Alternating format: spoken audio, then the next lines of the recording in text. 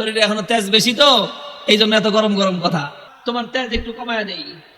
বলে দিছে জিন্দান খানায় নিয়ে বন্দি করো, খানা দানা বন্ধ, একটা দানা খাইতেও দিবা না, আর এক ফোঁটা পানিও পান করতে দিবা না। ডাক্তারকে বলে রাখছে নারী পরীক্ষা করতে থাকবি, যখন দেখবি যে একেবারে শেষ মুহূর্ত, এখন খাবার দাবার না দিলে আর বাঁচবে না, ওই সময় নিয়ে খাবার দিবি।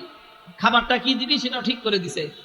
বলছে যে মুসলমানদের ধর্মে যে জিনিস হারাম সেটা দিবি, শুয়োরের গোশত আর মদ মিশানো পানি। আল্লাহকে বললাম যে আল্লাহ, তুমি পরীক্ষা করতেছো তোমার বান্দা, যে তোমার বান্দা তোমাকে, তোমার দ্বীনকে, তোমার রসুলকে, তোমার রসুলের আদর্শকে কতটা ভালোবাসে, তুমি এটা পরীক্ষা করতেছো। আর এই পরীক্ষা করার জন্য জীবন দিছো মাত্র কয়টা? একটা মাত্র জীবন দিছো। আর ওই একটা জীবন দিয়ে আল্লাহ তোমাকে কিভাবে দেখাবো যে আমি তোমাকে আর তোমার দ্বীনকে কতটা ভালোবাসি? তুমি আমাকে 1000 জীবন দান করতা, একটা একটা করে জীবন তোমার জন্য উৎসর্গ করে তোমার বান্দা আব্দুল্লাহ বিন হুযাফা দুনিয়ার সামনে প্রমাণ করে দিত ঈমানদারের কাছে ঈমানের দাম কত বেশি।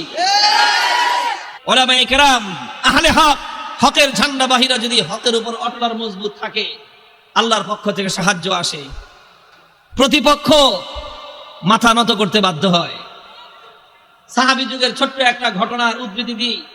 হযরত আব্দুল্লাহ ইবনে হুযাফা রাদিয়াল্লাহু তাআলা আনহু, আল্লাহর নবীর একজন সাহাবী, তিনি এক যুদ্ধে নেতৃত্ব দিচ্ছিলেন একটা ছোট বাহিনী। ঘটনাচক্রে রোম সম্রাট সে ওই বাহিনীটাকে গ্রেফতার করে ফেলল। আল্লাহর নবীর সাহাবী আব্দুল্লাহ বিন হুযাফা রাদিয়াল্লাহু আনহু সহ প্রায় 50 জনের মুসলমানদের একটা কাফেলা বন্দী হয়ে গেল। এখন রোম সম্রাটের ইচ্ছা হলো মুসলমানের ঈমান পরীক্ষা করবে, আর যে কোনো মূল্যে মুসলমানকে ইসলাম থেকে দূরে সরাবে। এই জন্য প্রথমে আব্দুল্লাহ বিন হুযাফাকে ডেকে নিয়ে অফার দিল, অফার লোভ দেখাইলো, বলল তুমি ইসলাম গ্রহণ করো, বিশাল অপ্রতিরোধ্য বিশাল সাম্রাজ্য, পৃথিবীর সুপার পাওয়ার রোম সাম্রাজ্যে তোমাকে বিশাল বড় ক্ষমতাবান পদ দিয়ে দিব, মন্ত্রিত্ব দিয়ে দিব, আর তোমাকে আমার মেয়ে বিয়ে দিয়ে দিব। পরবর্তীতে তুমি রাজবংশের নিয়ম অনুযায়ী দেখা যাবে তুমি সম্রাট হয়ে যেতে পারো, বিশাল এলাকার দায়িত্ব তোমাকে এখনই দিয়ে দিব, কিন্তু শর্ত হলো তোমাকে তোমার ধর্ম এবং আদর্শ ছাড়তে হবে। এই কথা যখন বলেছে, আব্দুল্লাহ ইবনে হুযাফা রাদিয়াল্লাহু আনহু রাগে ক্ষোভে অগ্নিশর্ম হয়ে, কোন কোন বর্ণনার মধ্যে এসেছে রোম সম্রাটের দরবারে দাঁড়িয়ে রোমান সম্রাটকে তিনি লক্ষ্য করে বলেছেন, ইয়া কালবার রোম, হে রোমের কুকুর। রোমের সম্রাট যখন তাকে ধর্ম ত্যাগের, ইসলাম ত্যাগের পরামর্শ দিয়েছে, তখন তিনি রোম সম্রাটের রাজ দরবারে দাঁড়িয়ে সম্রাট বলে নয়, রোমের কুকুর বলে সম্বোধন করে বলেছেন, মুসলমানের ঈমান এত কম দামি জিনিস না।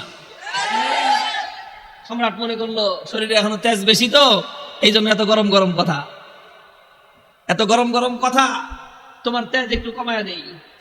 বলে দিছে জিন্দান খানায় নিয়ে বন্দি করো, খানা দানা বন্ধ, একটা দানা খাইতেও দিবা না, আর এক ফোঁটা পানিও পান করতে দিবা না।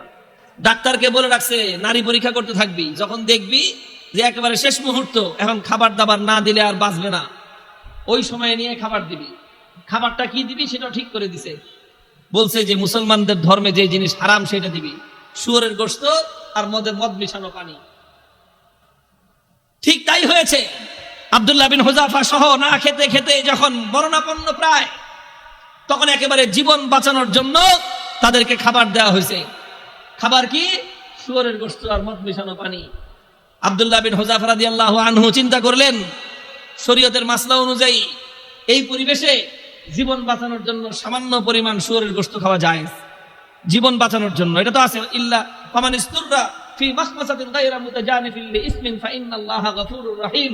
একজন মানুষ যদি এমন হয়ে যায় যে কোনো হালাল খাদ্য নাই, হারাম খাদ্য ছাড়া হালাল কোনো খাদ্য নাই, এখন না খেলে জীবন বাঁচবে না, সেই সময়ে জীবন বাঁচানোর জন্য সামান্য পরিমাণ হারাম খাদ্য গ্রহণ করা কি, এটা হলো মাসলা।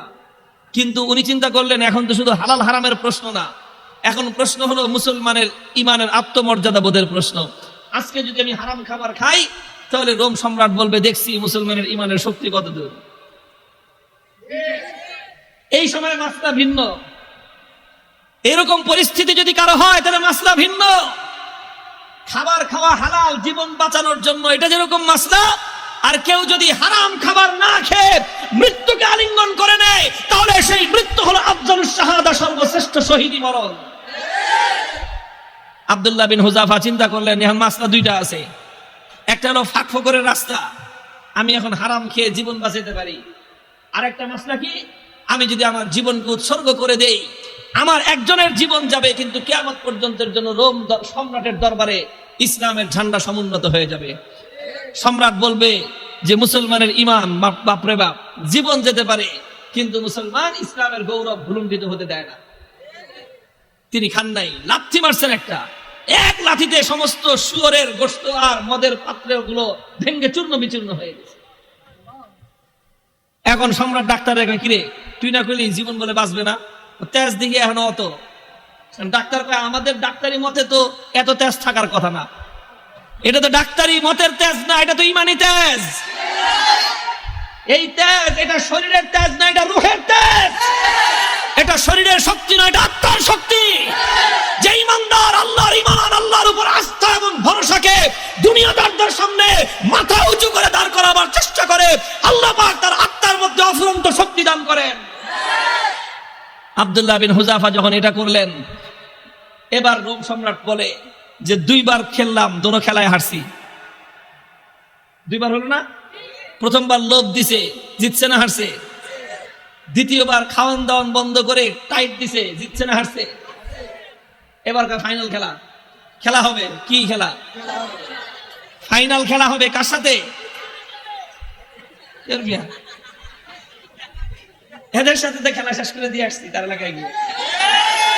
ওখানে কোনো খেলা নাই, এখানে তো অফার করেছি আসো, আমাদের দুয়ার সবার জন্য উন্মুক্ত, বন্ধুত্বের হাত প্রসার করে দিয়েছি আমরা, তোমরা ভুল করতে পারো, আমাদের দায়িত্ব হলো তোমাদের ভুল শুধরে দেয়া।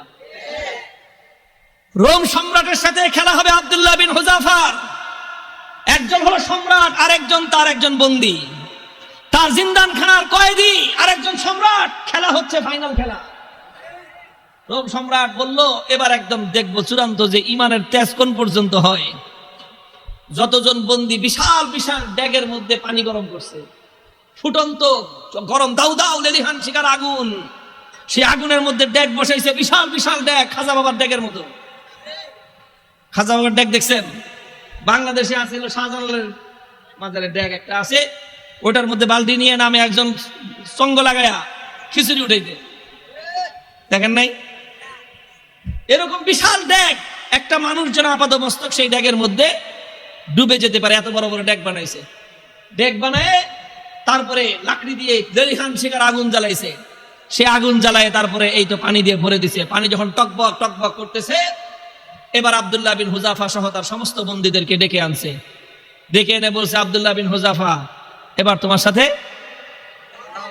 কোনটা খেলা, ফাইনাল, তোমাকে সর্বশেষ সুযোগ দিচ্ছি, তুমি দুইবার আমাকে ডিনাই করেছো, আমাকে অপমান করেছো, এবার লাস্ট সুযোগ তোমার জন্য। এই যে দেখো গরম পানি, কথা মানবি আনলে একটা একটা করে এই গরম পানির মধ্যে ছাড়বো, আর পানির মধ্যে ছাড়ার সাথে সাথে দেখবা মৃত্যু কত বিভীষিকাময়। আব্দুল্লাহ বিন হুযাফা নির্বিকার, কোনো কথা বলেন না। সম্রাট বলছে জল্লাদকে ওর সামনে থেকে তার একজন সঙ্গীকে নিয়ে তার চোখের সামনে গরম পানিতে ছেড়ে দাও। ঠিকই আব্দুল্লাহ বিন হুযাফা রাদিয়াল্লাহু তাআলা আনহু একজন সাথীকে নিয়ে গরম পানির মধ্যে ছেড়ে দেওয়া হলো। মুহূর্তের মধ্যে বিভৎসভাবে তার মৃত্যু হলো, তিনি শাহাদাত বরণ করলেন। চোখে তাকায় দেখলেন কিচ্ছু, কোনো কথা নাই। এবার বলল যে এবার ওরে ধরে নিয়ে যাও। আব্দুল্লাহ বিন হুযাফা রাদিয়াল্লাহু তাআলা আনহুকে এবার ধরে নিয়ে যাওয়া শুরু করলো। বাদশা খেয়াল করতেছে যে মনোভাবটা কি চেঞ্জ হয় কিনা, একটু অন্তত ভয় পায় কিনা।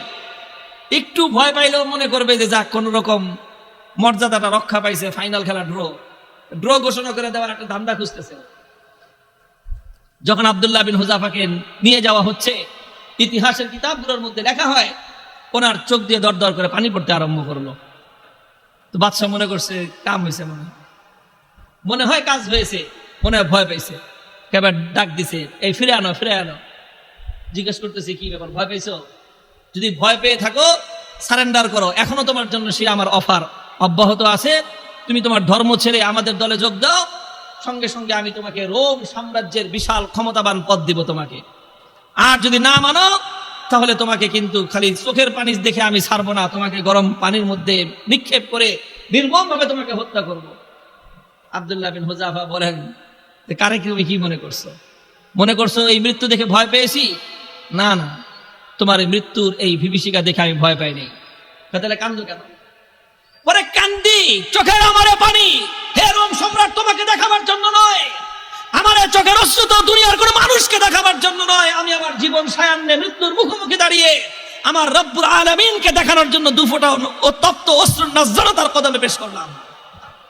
আল্লাহকে বললাম যে আল্লাহ, তুমি পরীক্ষা করতেছো তোমার বান্দা, যে তোমার বান্দা তোমাকে, তোমার দ্বীনকে, তোমার রাসূলকে, তোমার রাসূলের আদর্শকে কতটা ভালোবাসে, তুমি এটা পরীক্ষা করতেছো। আর এই পরীক্ষা করার জন্য জীবন দিছো মাত্র কয়টা? একটা মাত্র জীবন দিছো। আর ওই একটা জীবন দিয়ে আল্লাহ তোমাকে কিভাবে দেখাবো যে আমি তোমাকে আর তোমার দ্বীনকে কতটা ভালোবাসি? তুমি আমাকে 1000 জীবন দান করতা, একটা একটা করে জীবন তোমার জন্য উৎসর্গ করে তোমার বান্দা আব্দুল্লাহ বিন হুযাফা দুনিয়ার সামনে প্রমাণ করে দিত ঈমানদারের কাছে ঈমানের দাম কত বেশি।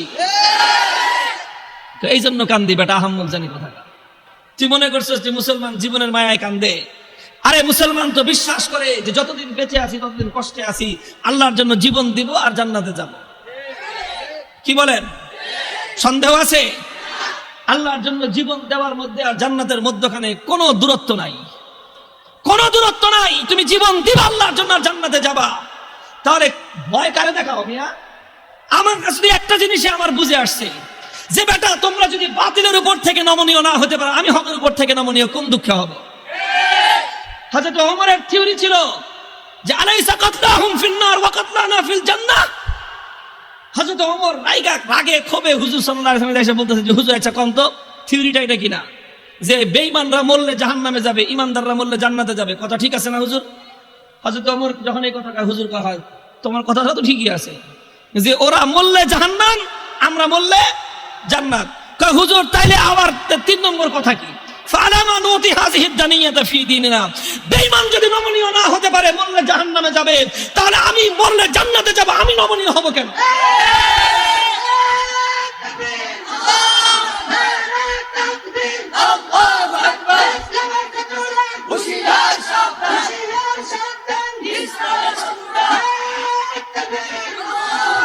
আরে বেঈমানরা যদি বাতিলের পথ ছাড়তে না পারে, ঈমানদাররা হকের পথ ছাড়বে কেন?